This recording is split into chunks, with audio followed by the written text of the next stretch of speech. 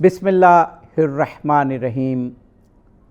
ناظرین محترم، پروگرام صبح درخشاں کے ساتھ میں ہوں آپ کا میزبان اظہر علی عابدی، آپ کی خدمت میں سلام عرض کرتا ہوں۔ ناظرین، صبح درخشاں پروگرام آپ کا جانا پہچانا پروگرام، ہماری کوشش اس پروگرام میں یہ ہوتی ہے کہ ایسے ٹاپک کا انتخاب کیا جائے جو ہمیں علم و آگہی سے سرفراز کریں، علم عطا کریں، آگہی فراہم کریں، لیکن ہماری اورینٹیشن یہ ہوتی ہے کہ وہ علم و آگہی ہمارے کردار کو سنوارے۔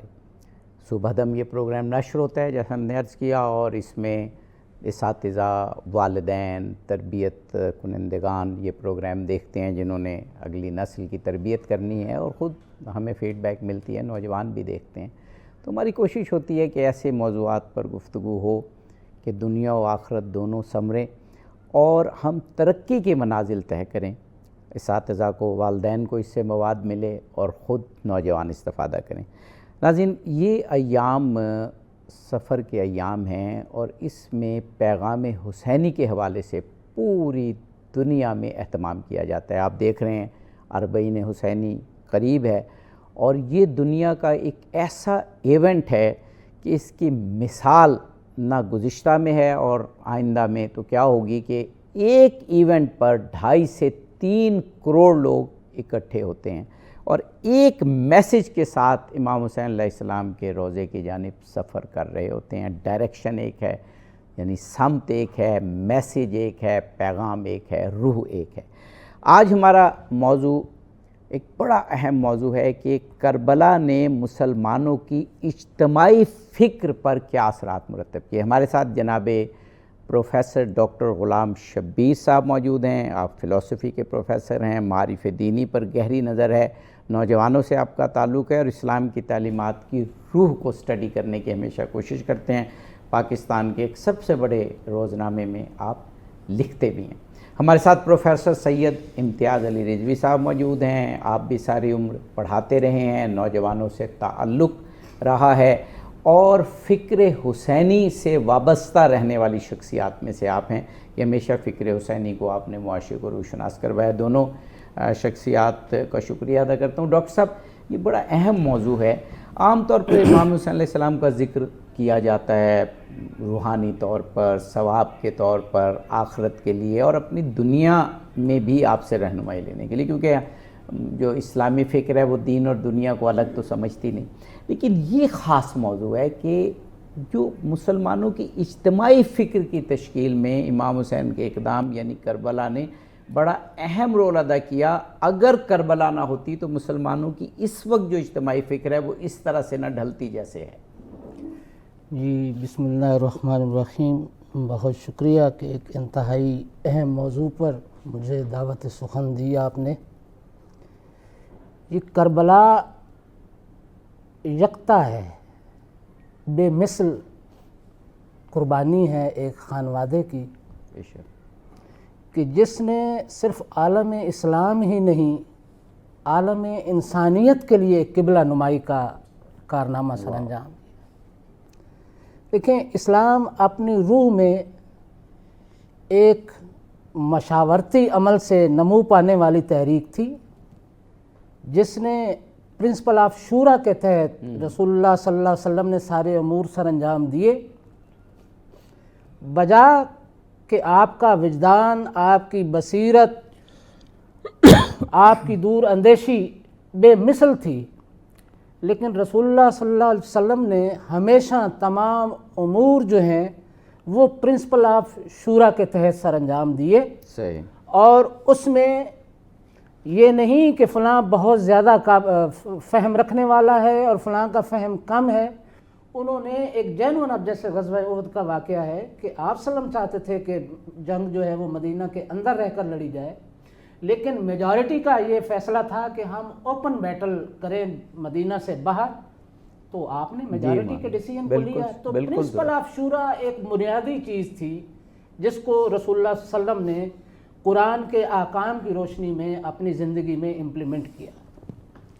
اسی پرنسپل آف شورا کے تحت پہلی جو ابو بکر کی خلافت ہے اس کا ڈیسیجن ہوا، لیکن آگے چلتے ہوئے چونکہ بہت زیادہ فتوحات ہو رہی تھیں اور بڑے ارجنٹ نوعیت کے معاملات تھے، تو وہ جو پرنسپل آف شورا ہے وہاں وہ متاثر ہونے لگا۔ بالکل صحیح۔ چند کبار صحابہ کو بلا لیا جاتا اور ان سے مشاورت کی جاتی اور ڈیسیژن لے لیا جاتا۔ یہ یعنی شورا جو ہے ایک ایڈہاکزم کی شکل اختیار کر گئی۔ اب چونکہ حسن نیت کار فرما تھا تو یہ ایڈہاکزم بھی کام کرتا رہا۔ صحیح۔ لیکن آگے چلتے ہوئے جو قرآن کا پرنسپل آف شورا ہے اس کو بالکل ترک کر دیا گیا، بالکل، اور ڈکٹیٹرشپ آ گئی۔ جب ڈکٹیٹرشپ آ گئی ہے تو پھر تو شورا سرے سے ایک ایشو کے طور پہ ہی ختم ہو گئی، اور وہ نسلی اور خاندانی نسلی اور خاندانی ہو گئی۔ پھر بھی وہ جو کہا ہے نا میکیاولی نے کہ مرض جب اپنے انیشیل سٹیج پر ہوتی ہے تو اس وقت اس کی تشخیص ایک حاذق حکیم بھی نہیں کر سکتا، لیکن علاج ایک عام آدمی بھی کر سکتا ہے۔ لیکن مرض جب اپنے آخری سٹیج پر پہنچتی ہے تو اس کی تشخیص ایک عام آدمی بھی کر سکتا ہے اور علاج ایک حاذق حکیم کے بس کی بات نہیں رہتا اس میں۔ واہ واہ واہ۔ تو یہی ایشو ہوا جب ہم ڈکٹیٹرشپ میں داخل ہوئے تو ارلی سٹیج میں اس کی تشخیص کر لینی چاہیے تھی، اس کو ایڈریس کر لینا چاہیے تھا اس ایشو کو، لیکن اس ایشو کو فلیکسیبلی چھوڑا گیا اور وہ مرض پکتا پکتا یہاں تک آ پہنچا کہ کربلا ناگزیر ہو گیا۔ تو اس طرح میں یہ سمجھتا ہوں کہ حضرت حسین علیہ السلام نے وہ جو ٹرین کی ایک پٹڑی ہے اس میں ایک اینگل کا فرق آ جائے تو وہ پٹڑی اس کا رخ کہیں سے کہیں جا لگتا ہے، تو وہ جو ٹرین اپنی پٹڑی سے ایک اینگل ڈیویٹ کر گئی تھی، حضرت حسین نے اس کو واپس اپنے ٹریک پر رکھا اور عالم اسلام اور عالم انسانیت کو بتا دیا کہ یہ راہ مستقیم ہے۔ واہ واہ واہ۔ جناب پروفیسر سید امتیاز علی رضوی صاحب، بہت ہی خوبصورت پروگرام کا آغاز کیا ڈاکٹر صاحب نے کہ اگر امام حسین علیہ السلام کی مسائی جلیلہ اور یہ قیام نہ ہوتا تو اسلام ایک ڈکٹیٹرشپ کی طرف، آمریت کی طرف، اور ایک جس کو کہتے ہیں نا کلوز، بہت بند گلی میں چلا جاتا اور وہی بند گلی چلتی رہتی۔ امام حسین علیہ السلام نے اس نظریے کا بھی ہمیشہ کے لیے خاتمہ کر دیا کہ دین الگ چیز ہے، دنیا الگ چیز ہے، کیونکہ ڈکٹیٹر کی کوشش یہی ہوتی ہے کہ وہ کہے کہ بھئی ٹھیک ہے، جو حق ہے حکومت کا، بادشاہ کا حق بادشاہ کو دو اور پریسٹ کا حق پریسٹ کو دو۔ امام حسین نے اپنے قیام کے ذریعے بتایا کہ جو انسانی قدریں ہیں حکومت چلانے کے لیے بھی وہی ہیں اور عبادت کے لیے بھی وہی ہیں۔ یہ اجتماعی جو تھاٹ امام حسین علیہ السلام نے دی، اگر یہ قیام نہ ہوتا تو پھر ڈکٹیٹر کامیاب ہو جاتے کہ بادشاہ کو اس کا حق دے دو اور دینی جو وہ ہیں راہیں وہ الگ ہوں۔ فرمائیے۔ دیکھیں، آپ نے خود ہی بہت اچھے طریقے سے اس کو وضاحت کر دی۔ میں تھوڑا سا اور الفاظ میں یہ کہنا چاہتا ہوں کہ دیکھیں، ادیان عالم سارے اپنے دور میں حق پر تھے، خصوصاً وہ ادیان جو کہ ہمارے تک پہنچے ہیں انبیاء کے ذریعے۔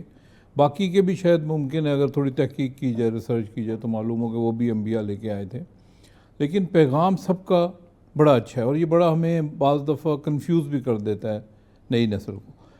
کسی دین کا حق پر ہونا یہ اپنی جگہ درست ہے، لیکن کسی دین کا حق پر باقی رہنا یہ ہے اہم بات۔ بالکل صحیح بات۔ اگر امام حسین علیہ السلام کا یہ معرکہ نہ ہوتا، کربلا کا نہ ہوتا، تو اسلام بھی اس انداز سے حق پر نہ رہتا، اس میں بھی تحریف ہو جاتی، اس میں آپ نے وضاحت کی ہے۔ ایک تحریف یہ ہے کہ اسلام لوگوں کو، ڈاکٹر صاحب نے اس کی طرف وضاحت کی ہے کہ مشاورتی نظام، شاورہم فی الامر، قرآن کی آیت ہے، یہ نظام کی ایک بنیادی بات تھی، اس کو انڈورس کرنا تھا، ساتھ ساتھ صفات، خوبیاں، ایٹریبیوٹس، خوبیوں کی شناخت اور خوبیوں کے مطابق حکمران کا انتخاب۔ واہ واہ۔ اب اس میں یزید کے آنے کی وجہ سے یہ ساری چیزیں جو ہے نا وہ دھرم بھرم ہو گئیں۔ جو بھی تو اس وقت عالم اسلام میں مثلا خلافت راشدہ، خلافت اور ملوکیت کا فرق یہ بالکل واضح ہو چکا ہے۔ بالکل. لیکن یہ قربانی نہ ہوتی تو وہ وراثتی نظام بھی جس کو ملوکیت کا ابھی کہہ رہے ہیں وہ بھی خلافت ہوتی. واہ واہ، بہت خوب.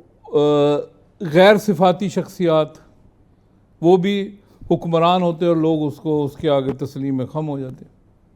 ٹھیک ہے نا. آج مثلا آپ دنیا کو آپ دیکھ رہے ہیں نا، مثلا ٹرمپ جیسا بندہ بھی ہے، مثلا آج کل تو خیر پاکستان کا بڑا وہ حامی ہوا ہے، لیکن یہ کہ اس کی خوبیوں والا بندہ جو ذہن جو اپنی زبان سے فوش بھی بولتا ہے، گالی بھی دیتا ہے، یہ اور اس طرح کے سارے حکمرانوں کو آپ دیکھ لیں، مودی کو بھی دیکھ لیں، آج کشمیر کا بھی آپ کا وہ چل رہی ہیں باتیں.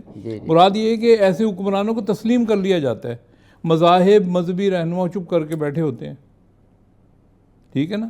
تو لہٰذا یہ واقعاً ایک اہم بات ہے کہ خوبیوں کی حامل اچھی شخصیات کا انتخاب، مخلصین کا، یہ امام حسین علیہ السلام نے آج کی دور کے لوگوں کو سکھایا ہے.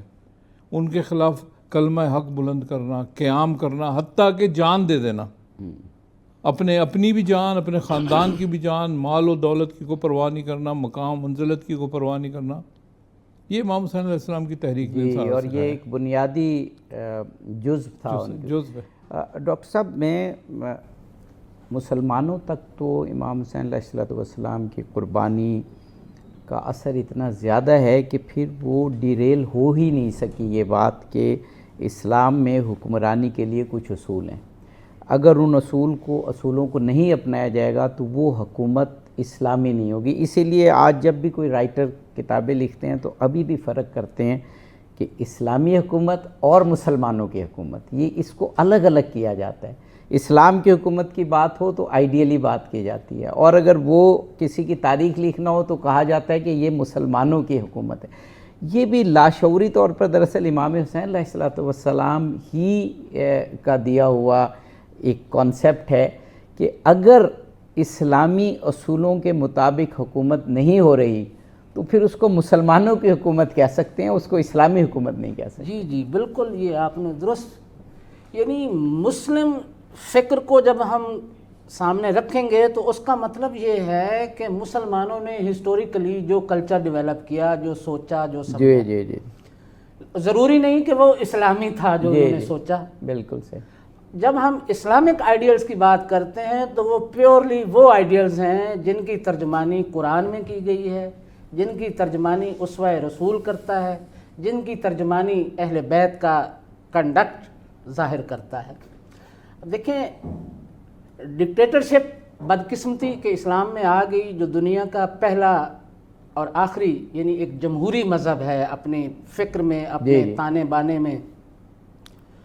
تو وہ ایک مجھے قائد اعظم کا 14 اگست بھی سمجھیں قریب ہے کہ قائد اعظم کا ایک قول یاد آ رہا ہے کہ جمہوریت مسلمانوں کے بلڈ میں ہے. بلڈ میں، بالکل. وہ کیا خوبصورت قول ہے. یعنی جمہوری روایات جو ہیں اسلامی تھاٹ میں کوٹ کے بری ہوئی ہیں. بعض اوقات غلط فہمی کی بنا پر یہ کہہ دیا جاتا ہے کہ نہیں، اسلام تو ایک جو ہے وہ جمہوریت کو اس کو نہیں مانتا، لیکن اسلام کی جمہوریت میں روح میں جمہوریت ہے. اب آپ دیکھ لیں نا، پوری مسلم ورلڈ میں سب سے زیادہ جمہوریت لانے کا جو خطرہ محسوس کیا جاتا ہے وہ مسلم امہ میں ہے. آپ دیکھیں جتنے مسلم ورلڈ میں انہوں نے ڈکٹیٹرشپ مسلط کی ہوئی ہے نا، جو ورلڈ آرڈر ہے، اور اس ڈکٹیٹرشپ وہ پوری دنیا کے لیے تو جمہوریت برداشت کر سکتا ہے، لیکن عالم اسلام کے لیے جمہوریت اس کو برداشت نہیں ہے، کیونکہ ان کا جوہر جو ہے جمہوریت سے کھلتا ہے، اور پھر ان لمیٹڈ اور انفائنائٹ قسم کی جو ہے نا وہ توانائیاں اخلاقی معرض وجود میں آتی ہیں. تو حضرت حسین رضی اللہ تعالیٰ عنہ کے کانٹیکسٹ میں بات جب ہم کرتے ہیں تو آپ کو اندازہ ہے کہ اقبال جتنا کربلا کے حوالے سے جتنا حساس ذہن رکھتے تھے، بے شک انہوں نے بڑا کمال جملہ دکھی دل سے کہا کہ کربلا ایک ایسا سانحہ ہے جس نے مسلم امہ کو ایسا ڈیوائیڈ کیا کہ وہ جو ڈویژن یا وہ جو گلف یا وہ جو خلیج ہے وہ آنے والے وقتوں میں پاٹنے کے بجائے وہ بود اور بڑھتا جا رہا ہے. یہ ایک بہت بڑا المیہ ہے کہ مسلم امہ دو کیمپس میں ڈیوائیڈ ہو گئی، اور اس کی وجہ یہ سانحہ کربلا بنا جس ڈکٹیٹرشپ نے اس واقعہ کو جنم دیا. اس نے مسلم امہ کے اندر شاید اللہ تعالیٰ میری یہ زبان درست نہ ہو، شاید قیامت تک انہوں نے یہ خلیج حائل کر دی مسلم امت لیکن کو۔ اس میں یہ ہے ڈاکٹر صاحب کہ جو انصاف پسند قوتیں ہیں، جو ظلم کے خلاف ہیں، جبر کے خلاف ہیں، خواہ وہ اسلام کے کسی بھی مکتب سے تعلق رکھتے ہیں، انہوں نے امام حسین کی اس تحریک کربلا کو اپنا آئیڈیل تو سمجھا ہے۔ نہیں، آئیڈیل بطور آئیڈیل تو مشترک ہے نا، وہ تو پوری، میں تو وہ سمجھتا ہوں۔ اچھا، ہمیں ایک بریک لینا ہے، بریک کے بعد یہ آپ نے بڑا اہم نقطہ بیان کیا، پروفیسر صاحب سے بھی پوچھیں گے اور آپ سے بھی۔ ناظرین، کربلا نے مسلمانوں کی اجتماعی فکر کی تشکیل کس طرح کی، اس پر گفتگو جاری ہے، ہمارے ساتھ رہیے، جلدی واپس آتے ہیں۔ ناظرین، پروگرام صبح درخشاں میں ایک مرتبہ پھر آپ کو خوش آمدید کہتے ہیں۔ کربلا کے اثرات مسلمانوں کی اجتماعی فکر پر، اس پر گفتگو ہے۔ پروفیسر ڈاکٹر غلام شبیر صاحب فلسفی کے پروفیسر ہمارے ساتھ ہیں، اور پروفیسر سید امتیاز علی رضوی صاحب، آپ بھی ماہر تعلیم ہیں، اسلامی اسکالر ہیں، اور دونوں شخصیات اجتماعی فکر کے حوالے سے بات کر رہی ہیں۔ ڈاکٹر صاحب، جو آپ نے بات کی تھی، میں چاہ رہا ہوں مکمل کر لوں اور پھر ہم پروفیسر صاحب کی طرف جائیں، کہ دیکھیے اسلامی تاریخ میں جہاں بھی حریت فکر کی بات آئی تو کربلا سے توانائی، خواہ وہ حضرت زید شہید کی تحریک ہو، نفس زکیہ کی تحریک ہو، بلکہ میں تو کہوں کہ اگر آپ آگے آتے جائیں اور اس بر صغیر پاک و ہند میں تحریک خلافت ہو، تحریک خلافت کے جو یعنی سرخیل لیڈر مولانا محمد علی جوہر، انہی کا شعر ہے نا کہ قتل حسین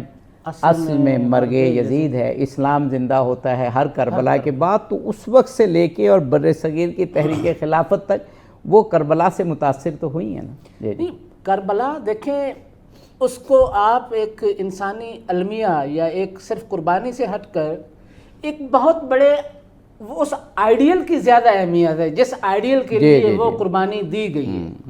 آپ دیکھیں نا، مسلم امہ کی تاریخ کا تجزیہ کرتے ہوئے جو اقبال کہتے ہیں کہ منزل و مقصود قرآن دیگر است، رسم و آئین مسلمان دیگر است، یعنی قرآن کی منزل و مقصود کچھ اور ہے اور جو مومن کا جو رسم و آئین ہے وہ کچھ اور ہے۔ مصطفیٰ در سینہ او زندہ نیست، در دل او آتش سو زندہ نیست، اس کے دل میں وہ آتش زندہ نہیں ہے جو محمد صلی اللہ علیہ وسلم نے بھڑکائی تھی، وہ جو اخلاقی علو کی، اور مصطفیٰ اس کے سینے میں زندہ ہوتا تو یہ حالت ہماری نہ ہوتی۔ پھر کمال شعر ہے اگلا، کہتے ہیں بندہ مومن ز قرآن بر نہ خورد، در ایاغ او نہ میں دی دم نہ درد، کہ اس نے قرآن کی آیات کی شاخوں پر جو لگنے والی جو وائن ہے، وہ شراب جو ہے، اس مومن نے چکھی ہی نہیں ہے، اور اس کا جو یعنی اس کا جو جامع فکر ہے اس کے اندر میں قرآنی تو کیا، اس کے اندر میں درد بھی نہیں دیکھ پا رہا، ایک تلچھٹ بھی نہیں نظر آ رہا۔ مجھے مکمل کرنے دیجیے گا۔ خود طلسم کیسر و کسریٰ نشست شکست، یعنی اس مومن نے کیسر و کسریٰ کا طلسم توڑ کے رکھ دیا تھا، خود در تخت ملوکیت نشست، اور خود ہی تخت ملوکیت پر بیٹھ گیا۔ از ملوکیت نگاہ گردد دیگر، عقل و ہوش و رسم و رہ گردد دیگر۔ جب ملوکیت آتی ہے تو پھر اینگل آف ویژن بدل جاتا ہے، رسم چینج ہو جاتی ہے، عقل چینج ہو جاتی ہے، پیٹرن آف تھاٹ جو ہے وہ بدل جاتے ہیں۔ یہ کوئی چھوٹا سا المیہ تھا، اس المیہ کو ایڈریس کرنے کے لیے یہ کربلا برپا ہوا۔ بے شک، اور جو آپ نے بھی اقبال کے اشعار پیش کیے اس میں پھر مجھے وہ جو آپ نے کہا نا کوئی قرآن سے ہٹ گیا، تو پھر اقبال کا وہ بھی تو بڑا مشہور ہے کہ رمز قرآن از حسین آموختے، میں نے رمز قرآن حسین سے سیکھی ہے۔ پروفیسر امتیاز علی رضوی صاحب، میرے سامنے ایک چھوٹا سا دو جملے ہیں، کارلائل کی بڑی مشہور کتاب ہے ہیروز اینڈ ہیرو ورشپ، اور اس میں اس نے دنیا کے جو بڑے بڑے ہیروز ہیں ان کا تذکرہ کیا ہے۔ ایک جگہ اس نے کہا، میں ایک اور جملہ پہلے پیش کروں، کہ ہیروز اینڈ ہیرو ورشپ میں کہ کارلائل نے یہ کہا کہ ہیروز میں امام حسین ایک منفرد ہیرو ہیں، کہ ان جیسا کوئی اور ہیرو نہیں ہے۔ لیکن یہاں پر میں اس کا ایک پیراگراف آپ کی خدمت میں پیش کر رہا ہوں۔ امام حسین ایک عظیم مسلح تھے، اس نے انگلش میں ریفارمر کا لفظ یوز کیا۔ امام حسین ایک عظیم مسلح تھے جنہوں نے اسلام کی خاطر عظیم قربانی دی۔ اچھا، وہ دیکھیے اسلام کی خاطر کہہ رہے ہیں، ان کی داستان دلوں کو جھنجھوڑتی ہے۔ انگلش میں اس نے کہا مووڈ ہارٹس، دلوں کو جھنجھوڑتی ہے، اور نسلوں کو وقار، ڈگنیٹی کا لفظ اس نے، وقار، عدل اور ظلم کے خلاف مزاحمت کا جذبہ عطا کرتی ہے۔ یہ کارلائل تو ہیروز اینڈ ہیرو ورشپ میں کہہ رہے ہیں کہ صرف مسلمانوں کو نہیں بلکہ جہاں پر بھی مزاحمت کی تحریک ہے اس کو جذبہ حسین سے ملتا ہے۔ بالکل۔ دیکھیے میں ایک بات تو آپ کے اس کا جواب دیتا ہوں، اور کچھ اور بھی دو باتیں میرے ذہن میں نے کہا وقت نہ ختم ہو جائے۔ جی ضرور ضرور ضرور، یہ ہمارے پاس وقت ہے، وقت ہے تو بہت اچھی بات ہے۔ یہ جو آپ بات کر رہے ہیں نا، یقیناً ایسا ہی ہے۔ پہلی بات تو یہ ہے کہ امام حسین علیہ السلام کے صرف اسلام نہیں بلکہ پوری انسانیت کے لیے، صرف محسن انسانیت کا بھی لقب ان کو دیا گیا۔ آپ مجھے دیکھیں نا، یہ واقعہ کب کا ہے؟ 60 ہجری، ٹھیک ہے، سینکڑوں سال گزر گئے، 1447 ہجری ہے، 47 ہجری ہے، یعنی 1400 سال گزر گئے، یعنی اتنا پرانا دور۔ اور یہ جو جنگ ہوئی ہے، اس جنگ میں جو امام حسین علیہ السلام نے اصول دیے ہیں وہ آج کی ماڈرن دنیا اس کو تسلیم کرتی ہے۔ بالکل صحیح۔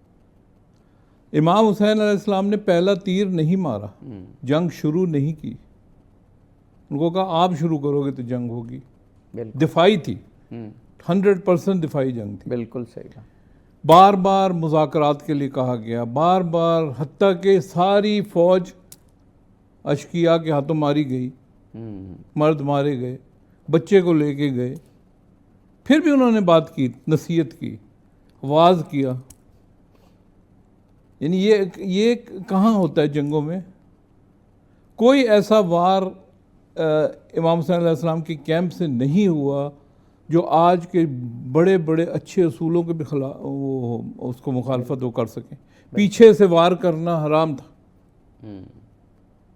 حضرت وہ ان کا ہے نا مسلم ابن عقیل کا واقعہ، کہ وہ اس وقت وہ کوفہ کے گورنر کو مار سکتے تھے، ابن زیاد کو، لیکن نہیں، انہوں نے مارا، چھپے ہوئے تھے ایک جگہ، لیکن ان کا پیچھے سے وار ہم نہیں کر سکتے۔ بالکل اسی طریقے سے یہ اصول جو ہے آج کی دنیا مانتی ہے۔ وقتی طور پہ اگر حضرت مسلم بن عقیل ابن زیاد کو قتل کر دیتے تو وقتی طور پہ شاید کو حالات چینج ہو جاتے، لیکن وہ اصول خراب ہو جاتا، اصول ختم ہو جاتا۔ تو لہذا ان بنیاد، یہی دین کی بات تھی کہ یہی اسلام کی تعلیمات تھیں جس کو وہ لے کے آگے بڑھے تھے۔ مخالفت میں بھی کون تھے؟ یزید تھا، جو کہ اس وقت اسلامی سلطنت کا سربراہ تھا، یعنی کوئی کسی غیر مسلموں سے لڑائی نہیں تھی۔ اس کا مطلب لڑائی اسلام یا غیر اسلام کی نہیں تھی، حق اور باطل کی لڑائی تھی۔ بالکل صحیح، سچائی کی جھوٹ کے ساتھ لڑائی تھی یہ۔ دوسری طرف بھی مسلمان تھے۔ اس کیمپ میں بھی کوئی ایسا نہیں تھا کہ سارے جو ہیں وہ اہل بیت کے ماننے والے لوگ ہوں، یعنی ہمیشہ سے ان کے ساتھ ہوں، ایسا نہیں تھا۔ سامنے کی بات ہے، حر بعد میں زہیر ابن کئی مثالیں، حتیٰ کہ غیر مسلم بھی آئے تھے۔ جی انہوں نے اس وقت یہ دیکھا کہ بھئی ہمیں تو یہ تو حضرت عیسیٰ علیہ السلام کی تعلیمات کے مطابق ہے یہ سارا کچھ۔ وہ بر صغیر پاک و ہند میں حسینی برہمن تو ابھی بھی دعویٰ کرتے ہیں کہ ہمارے آباء و اجداد کو معلوم ہوا تو وہ کربلا گئے، لیکن لیٹ ہو گئے، وہ اس وقت واقعہ کربلا ہو چکا تھا، اور اس کی یاد میں ابھی بھی حسینی برہمن انڈیا میں اور ہمارے سندھ میں مجالس برپا کرتے ہیں اور نوحہ خوانی کرتے ہیں۔ تو یعنی یہ ایک مارکہ حق و باطل تھا، سچائی اور جھوٹ کا وہ مارکہ تھا جو کہ انسان کے اندر سے نکلتا ہے۔ اب یہ کہ مثلاً ابھی آج کے دور میں مثلا ایک بات جو میں اپنی طرف سے ایک بات کرنا چاہ رہا ہوں، جو ان کی بات سے، کہ مثلا اس مارکے سے تقسیم ہو گئی مسلمانوں میں، یہ تقسیم ضروری تھی۔ دیکھیں، تقسیم شیعہ سنی کی نہیں ہے۔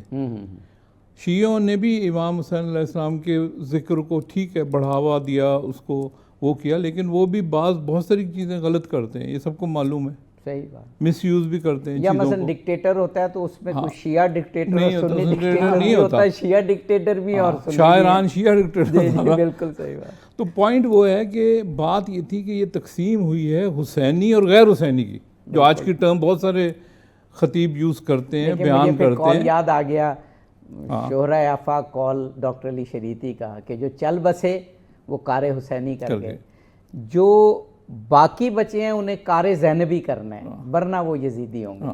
تو لیکن میں نے اپنے لوکل پاکستانی اہل سنت کے بھی خطیب ہیں پاکستانی، وہ بھی یہ بات کرتے ہیں، وہ کہتے ہیں یہ تقسیم حسینی اور غیر حسینی کی تقسیم، بالکل ٹھیک. یہ کوئی شیعہ سنی کی، یہ فلاں مسلک کی، فلاں مسلک کی، یہ فلاں مذہب کی ڈاکٹر صاحب نہیں نے ہے. اقبال کا حوالہ دیا تھا، لیکن خطبہ اقبال میں نے خود یہ پڑھا کہ نظریہ جبر جو مسلمانوں میں مضبوط ہوا وہ بادشاہوں نے کربلا کو جواز دینے کے لیے، اگر ڈاکٹر صاحب آپ کو یاد ہو بڑی اہم بات ہے یہ، خطبہ اقبال میں ریکنسٹرکشن آف اسلامک تھاٹ میں یہ جملہ موجود ہے کہ نظریہ جبر امام حسین کی شہادت کے قتل کو جواز بنانے کے لیے اسلام میں مضبوط ہوا. تو لہٰذا یہ مثلا اس طرح کے نظریات کو، افکار کو کاٹنے کے لیے بھی امام حسین علیہ السلام کی اس تحریک کا اجتماعی اثر ہے. اب آپ نے بھی شعر پڑھے، یہ بھی میں نقطہ بیان کرنا چاہتا ہوں کہ اجتماعی سیاسی فکر پہ صرف امام حسین علیہ السلام کا اثر نہیں ہے اس خطے میں، ادب پہ بھی ہے، جی وہ تو ثقافت پہ بھی ہم ہے. نے تو اس پہ پورے اردو زبان کی ہیں. ہاں ماشاءاللہ. پھر تو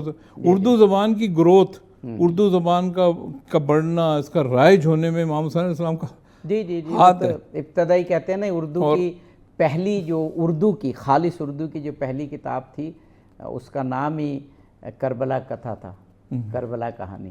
اور اس طرح ولید اکنی جو پہلے شاعر تھے وہ مرثیہ گو شاعر تھے. تو اس میں تو کوئی شک نہیں ہے. اور یہ تہذیب، اس خطے کی تہذیب جی اردو کے ساتھ اور وابستہ یہ بھی ہے، ایک اجتماعی، اور یہ امام حسین کی مرہون منت ہے. یعنی یہاں کی تہذیب، پرشین یہ عربک لٹریچر میں تو اس کی مثال بہت زیادہ ہے. ڈاکٹر صاحب میں جب اس پروگرام کے حوالے سے یہ ہمارے ذہن میں یہ ٹاپک آیا تھا تو کچھ میں غیر مسلم مفکرین کو دیکھ رہا تھا. کارلائل کی تو ہیروز اینڈ ہیرو ورشپ والی بات میں نے ابھی آپ کو بتائی. اس کے علاوہ بھی جو غیر مسلم دانشور ہیں، دانشوروں نے، ہسٹورین نے خاص طور پر یہ لکھا ہے کہ جو مسلمانوں میں حریت فکر پیدا ہوئی، گو اسلام کی اپنی تعلیمات میں حریت فکر تو ہے ہی، لیکن اس کو جو جلا بخشی اور ایک روشن منارہ بن گئی وہ کربلا ہی کی تحریک تھی. اور پھر اسی تحریک سے جو غیر مسلموں نے بھی جو آزادی کی جوت جو ہے وہ جگائی. نہیں وہ تو بالکل ایک اپنی جگہ حقیقت ہے کہ دیکھیں عامر بن العاص نے جب کسی مصر کے باشندے کو قید میں ڈالا بلا وجہ، اور اس نے جب آ کے خلیفہ دوم سے شکایت کی جی تو انہوں نے عامر بن العاص کو بلا کے بلکہ اس کو کوڑے بھی مارے گئے، ان کے بیٹے نے کوڑے مارے تھے. تو انہوں نے ان سے کہا کہ مارو ان کو اتنے کوڑے جتنے اس کے بیٹے نے آپ کو مارے. وہ گورنر تھے مصر کے. جی تو اس نے کہا کہ مجھے میرا حق انصاف مل گیا ہے. تو اس وقت ایک شورائے آفاق جملہ ہے عمر رضی اللہ تعالیٰ عنہ کا، کہتے ہیں کہ تم ان کو قید میں رکھتے ہو جن کی ماؤں نے انہیں آزاد جنم دیا ہے.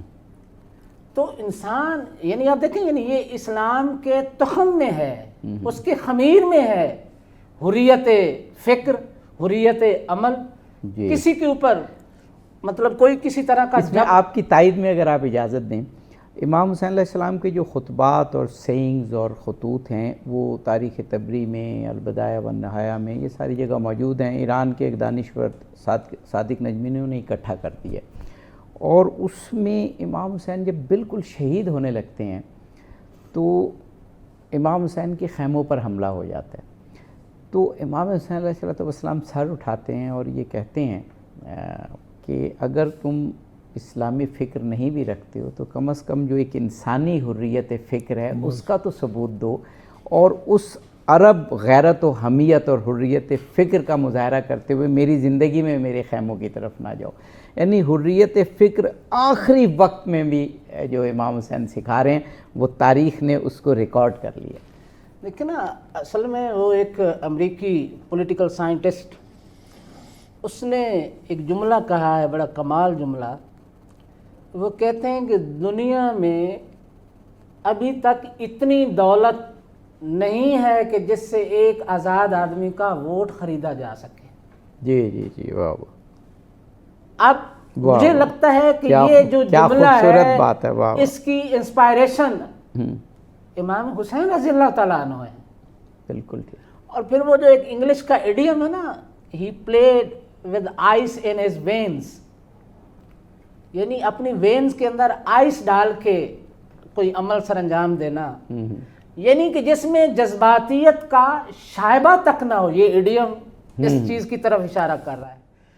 کربلا برپا ہوا ہے شروع سے آخر تک۔ حضرت حسین رضی اللہ تعالی عنہ کے رویوں کو سٹڈی کیجئے تو لگتا ہے کہ ان کی وینز کے اندر آئس بھری ہوئی ہے۔ کتنی باکمال بات آپ نے، جی جی، یعنی کہیں خوف نہیں ہے کہ خوف سے وہ ڈگمگا جائیں، اور کہیں جو ہے وہ ایگریشن نہیں ہے کہ ایگریشن میں کوئی امبیلنس جو ہے وہ کوئی بات کہہ جائے۔ کیا کمال ہے کہ آخری شب کیا کہہ رہے ہیں کہ چراغ بجھا دیتا ہوں، جنہوں نے جانا ہے وہ جائیں۔ اس سے بڑھ کر اور آئس ان دا وینز کی کیا ہو سکتا ہے؟ یعنی اتنا پوری تاریخ انسانیت میں لوگوں نے قربانیاں دی ہیں۔ عبداللہ ابن زبیر کو دیکھیں نا کہ وہ اپنی والدہ سے کہتے ہیں کہ اب مجھے بتائیے کہ میرے لخت جگر بھی مجھے چھوڑ کر دوسرے کیمپ میں چلے گئے ہیں، اب میں کیا کروں؟ تو ان کی والدہ محترمہ کہتی ہیں کہ اگر تو تم لڑتے رہے تھے اپنے اقتدار کے لیے تو تم نے بہت ظلم کیا، لوگوں کو مروایا، اور اب آخر میں تم جو ہے نا یہ لائن لے رہے ہو، اگر حق پہ ہو تو تمہیں اکیلے بھی لڑنا ہوگا، اور وہ کعبہ کے اندر شہید ہوئے۔ جی جی، اچھا ہم ایک وقفہ لینا ہے، وقفے کے بعد آپ یہ کمپلیٹ کیجئے گا۔ ناظرین، کربلا کا اثر مسلمانوں کی اجتماعی فکر کی تشکیل میں، اس پر بہت باکمال گفتگو ہو رہی ہے، ہمارے ساتھ رہیے، ہم جلدی واپس آتے ہیں۔ ناظرین، کربلا نے مسلمانوں کی اجتماعی فکر پر کیا اثر ڈالا، بلکہ ہمارے باکمال پارٹیسپینٹس یہ بتا رہے ہیں کہ اجتماعی فکر کی تشکیل کی۔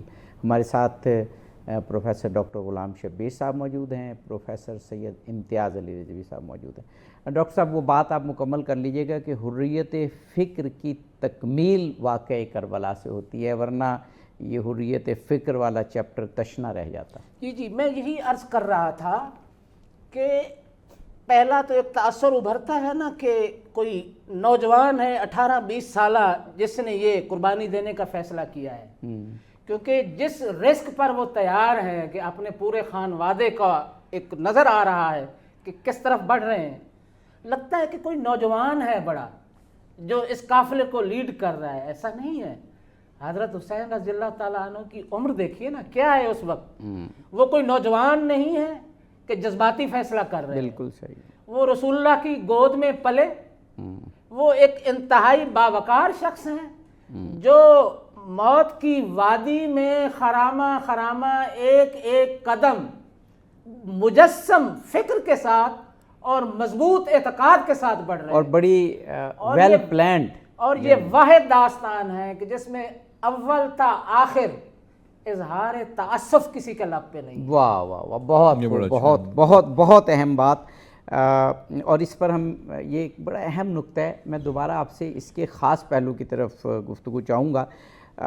پروفیسر سید امتیاز علی رضوی صاحب، میں نے ابھی ایک بہت بڑے مفکر کی بات تھامس کارلائل کی آپ کو بتائی، ایک اور بہت بڑے ہسٹورین ہیں ایڈورڈ گبن، جن کی بڑی مشہور کتاب ہے the decline and fall of the Roman empire. ان کا ایک جملہ ملاحظہ کریں کہ دور زمانے یعنی پرانے زمانے، ڈسٹنٹ ایجز، اور الگ سرزمین، کہتے ہیں کربلا آئسولیٹڈ ایک ریگستان تھا، الگ سرزمین میں بھی حسین کی شہادت کا منظر سب سے سرد دل قاری کے دل میں ہمدردی جگا دیتا ہے۔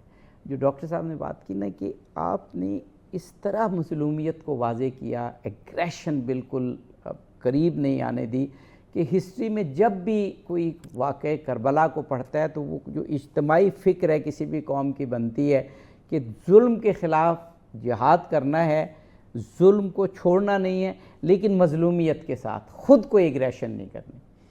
جی، یہ جیسے آپ کا اصل موضوع جو ہے نا وہ اجتماعی فکر پہ فکر حسینی کا اثر ہے، اسی کا یہ ایک نمونہ ہے۔ کیوں؟ اس لیے کہ انسان جو ہے نا وہ پاک فطرت پہ اللہ نے اس کو پیدا کیا ہے، اور یہ فطرت آلودہ ہو جاتی ہے زمانے کے ساتھ، جیسے انسان کی گروتھ ہوتی ہے، معاشرے کی گندگی اس کے اندر آتی ہے، اس طرح سے۔ تو لیکن جب آپ ذکر حسین کرتے ہیں، کربلا کے واقعے کا ذکر کرتے ہیں، تو وہ گندگی سے ہٹ کر ان کے دلوں کے اندر اتر جاتی ہے بات، جب اترتی ہے تو وہی فطرت جاگ پڑتی ہے، جب وہ فطرت جاگتی ہے تو وہ ان کا ساتھ دینے کے لیے لوگ تیار ہو جاتے ہیں، اور کوئی بھی انکار نہیں کر سکتا۔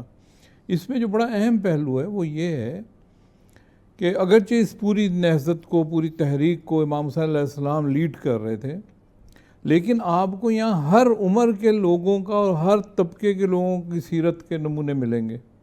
ایک بچہ بھی ہے، ایک بزرگ بھی ہیں، بی بی ابن مظاہر، یعنی بہت بزرگ ہیں، بہت بڑے عالم ہیں، وہ بھی ہیں۔ جناب زینب کا تو آپ نے ذکر کر ہی دیا کہ کار زینبی انجام دیا جاتا ہے۔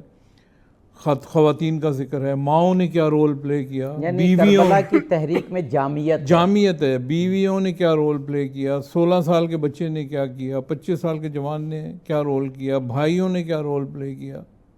تو یہ سارے کردار جو ہے نا وہ آپ کو کربلا سے مل جاتے ہیں، اور سب ایک ہی سائے کے امام حسین علیہ السلام کی امبریلا کے انڈر کام کرتے رہے۔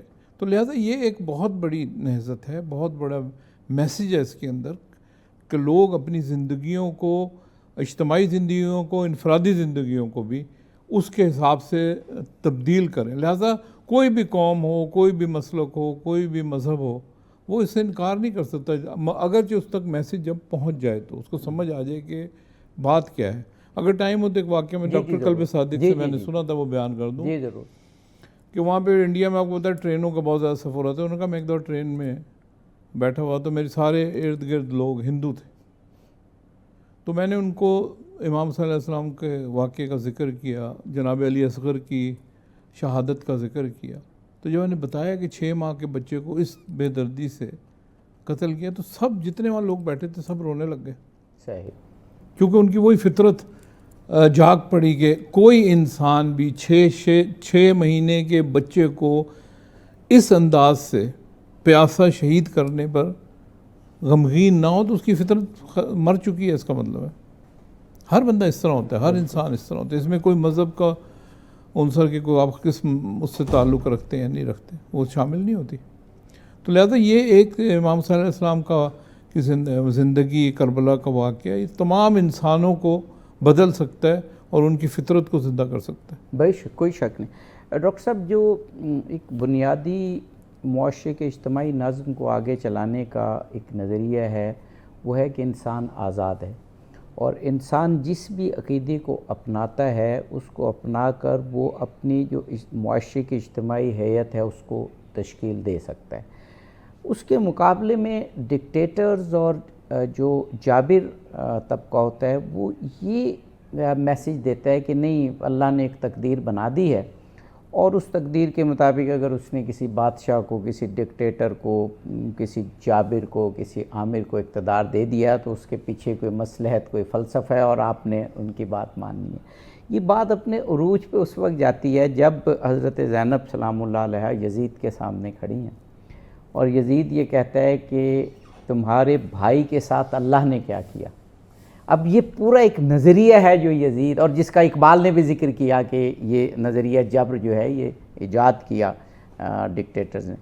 تو حضرت زینب سلام اللہ علیہ فرماتی ہیں کہ میرے بھائی کو تم نے قتل کیا ہے، اس کو تم ایسے انسانوں نے قتل کیا ہے، اور اللہ تعالیٰ سے تو میں نے خوبصورتی ہی خوبصورتی دیکھی ہے، جمال ہی جمال دیکھا ہے۔ تو کربلا ہماری اجتماعی فکر کو ایک ایسی ڈائریکشن عطا کرتی ہے جس میں انسان ایک آزاد کریچر کے طور پہ ابھرتا ہے۔ دیکھیں، یہ جو اسلام میں جو فکر کی تشکیل ہے اس میں یہ جو کچھ فلسفے کے اسکول وجود میں آئے، اس میں ایک جبریہ بھی تھا، ایک قدریہ بھی تھا، معتزلہ بھی تھا، اشاعرہ بھی تھا۔ تو جو جبریہ جو اسکول تھا وہ یہ سمجھتا تھا کہ everything is predetermined, سب کچھ پہلے سے طے شدہ ہے۔ بنو امیہ کے لیے تو یہ ایک جو ہے نا نعمت غیر مترقبہ تھی۔ بالکل صحیح۔ وہ جب 10-10 ہزار لوگوں کو مارتے ہیں تو بھائی ہمارا کیا قصور ہے، ان کا تو پہلے لکھا ہوا تھا۔ اچھا، جب ڈکٹیٹرشپ ہوگی، فاشزم ہوگا، تو فاشزم کا لازمی نتیجہ بغاوت بھی ہوگی۔ ان دونوں کا آپس میں بڑا سمبائیوٹک ریلیشن شپ ہے، فاشزم اور بغاوت کا۔ بالکل، فاشزم بڑھے گا تو بغاوت بھی بڑھے گی۔ اچھا، فاشزم ڈکٹیٹرشپ کی بنیادی ضرورت ہے، جب اسے فاشزم کو کرنا ہے، روئے کار لانا ہے، تو پھر قتل و غارت ہے اس کا لازمی نتیجہ ہے. تو اس کی جسٹیفیکیشن کون کرے؟ تو جسٹیفیکیشن کے لیے یہ جو جبریہ اسکول تھا جس نے، اور بدقسمتی یہ ہے کہ آج تک مسلم امہ کی میجورٹی کا یہی تصور ہے کہ everything is predetermined. ہم ماس جو ہے نا وہ ایک جسے کہتے ہیں کٹ پتلی ہیں، جو چاہو سو آپ کرو، ہم کو بس بدنام کیا. آپ یہ دیکھیں بر صغیر کا نامور شاعر، یعنی اس جبریہ اسکول کی جو گرپ ہے اذہان پر اتنی ہے کہ میر بھی کہہ رہا ہے کہ جو چاہو سو آپ کرو، ہم کو بس بدنام کیا. تو یہ تو وہی جو بنو امیہ کا جو فکری وہ تھا اس پہلو کو، ہماری روایتی غزل تو ہے. ایک بات یہ ہے جو بڑی خوش آئند ہے کہ اہل تشیع نے قدریہ اسکول یعنی معتزلہ کی جو فکر تھی اس کو بہت خوبصورتی سے اپنے پیکر کا، اپنے فکری پیکر میں ڈھالا، اور وہ فری ول کے قائل ہے. اور میرا خیال اس میں وہ اثر پھر اس میں ظاہر ہے وہ حضرت زینب کا یہ جملہ بھی یہ جو معتزلہ کی جو فری ول والی روایت ہے. اچھا فری ول ایک ایکسٹریم تھی، جی وہ بھی ایکسٹریم تھی. جی مطلب وہاں اللہ تعالیٰ کی جو میجسٹی ہے اور پاورز ہیں، وہ تو کہتے ہیں کہ اللہ تعالیٰ چاہے بھی تو مجرم کو معاف نہیں کر سکتا کیونکہ اس کا عدل مجروح ہو رہا ہے. تو اس کی ایبسولیوٹ پاورز پھر کہاں رہیں؟ تو ایک ایکسٹریم وہ تھی، دوسری ایکسٹریم جبریہ کی تھی، اور یہ دونوں آج تک چل رہی ہیں. یعنی قدریہ کو ہمارے ہاں اہل تشیع میں بہت اڈاپٹ کیا گیا، اور پری ڈیٹرمنزم کو اہل سنت نے گلے لگا لیا، اور آج تک اس میں وہ امام جعفر صادق کا ایک بڑا مشہور مقال میں اپنے ایک صحابی سے کہ کسی نے پوچھا تھا کہ ایبسلیوٹ وہی قدر ہے، پری ڈیٹرمنڈ ہے یا آزادی ہے، تو آپ نے کہا تھا اس کے بین الایمان بین القدر والجبر، کہ ایمان ان دونوں کے درمیان میں، کیونکہ الامر بین الامرین. جی بالکل. تو وہ ظاہر امام جعفر صادق کی فکر وہی امام حسین علیہ السلام سے چلی آ رہی تھی. پروفیسر امتیاز علی رضوی صاحب، میں تھوڑے سے حوالہ جات اس لیے دے رہا ہوں کہ ہمیں یہ فخر ہو سکے کہ ہم بہت بڑی روایات کے امین ہیں. میں نے 2 بہت بڑے ہسٹورین کا حوالہ دیا. اب ایک بہت بڑا امریکی فلسفی و مورخ ہے ول ڈیورنٹ. اس کی کتابیں تاریخ پر، فلسفی پر جو ہے وہ اتھارٹی سمجھی جاتی ہیں. تو ول ڈیورنٹ کا جملہ ہے کہ کربلا کا سانحہ انسانی تاریخ کا منفرد سانحہ ہے. اب اس سے بہتر جملہ ادا نہیں ہو سکتا، بلکہ ان کا یہ جملہ جو اصل ہے کہ کربلا کا سانحہ انسانی تاریخ کا منفرد دکھ ہے، ٹریجڈی کا. حسین اور ان کے ساتھی ایک ایسے سچے گروہ تھے جو ظلم و جبر کو تسلیم کرنے سے انکاری تھے. اب دیکھیں کتنے، میں نے یہاں 3 بڑے بڑے جو ہسٹورین ہیں اور فلسفرز ہیں ان کا تو میں نے ذکر کیا کہ ان میں کامن ان تینوں میں جو بات نظر آ رہی ہے وہ آ رہی ہے ظلم کے خلاف. اور انسانی تاریخ اگر ڈکٹیٹرز اور ملوکیت کی جائے تو وہ تو ظلم ہی کی تاریخ ہے. ابھی آج اسرائیل جو کچھ کر رہا ہے اس سے بڑا ظلم کیا ہے؟ لیکن اس کے مقابلے میں یحییٰ سنوار بھی ہے جو کہتا ہے کہ ہم کربلا برپا کریں گے. تو آج بھی اگر اسرائیل کے خلاف کوئی لہو یا اس لہو میں جو روح پرووائڈ کر رہا ہے وہ واقعہ کربلا کر رہا ہے. بالکل صحیح ہے. دیکھیں ڈکٹیٹرشپ میں ایک چیز جو بعض دفعہ عیاں بھی ہوتی ہے لیکن اکثر پنہان ہوتی ہے، وہ یہ ہوتی ہے جو ڈکٹیٹر ہوتا ہے وہ اپنے آپ کو خدا سمجھ رہا ہوتا ہے.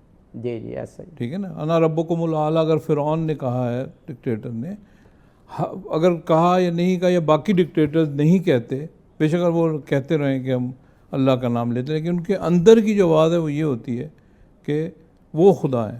یعنی وہ جو چاہیں وہ کریں، جو وہ کہتے ہیں وہی ہو. اب یہاں پر ایک آواز حق تو اٹھنی چاہیے نا، یہاں تو ہونا چاہیے نا. اور یہ کیا ہوگا؟ وہی پاک انسان ہوگا جو یہ آواز اٹھائے گا، وہی ولی ہوگا جس کے پاس اللہ کا پیغام ہے، وہی ولی ہوگا جو پاسدار ہے ان روایات کو اور حقائق. اور امام حسین علیہ السلام نے یہی کام کیا اور لوگوں کے لیے مثال بنے، صرف مسلمانوں کے لیے نہیں، پوری انسانیت کے لیے ایک مثال بنے کہ ظلم کے خلاف، ڈکٹیٹرشپ کے خلاف، آمریت کے خلاف جو ہے وہ انسان کو کھڑا ہونا چاہیے، آواز بلند کرنی چاہیے اور یہ ثابت کرنا چاہیے کہ حق نہیں ہے یہ. اور دیکھیں نا امام صلی اللہ علیہ وسلم کی اس تحریک نے تو جو آپ نے کہا کہ اثر کیا ہوا، اثر یہ ہوا ہے کہ ہر چیز کے معنی بھی بدل دیے. جی جی یعنی شکست اور کامیابی کا معنی بدل دیا. ظاہر لوگ سمجھتے رہے یزید فاتح ہو گیا، یہ سارے مارے گئے، یہ شکست خوردہ ہے، لیکن دنیا نے ثابت کیا، وقت نے ثابت کیا کہ اصل شکست یزید کی ہوئی تھی. بالکل ان کی کامیابی ہی کامیابی تھی. یہ بدل دیا کہ آپ کے پاس کیا ہے.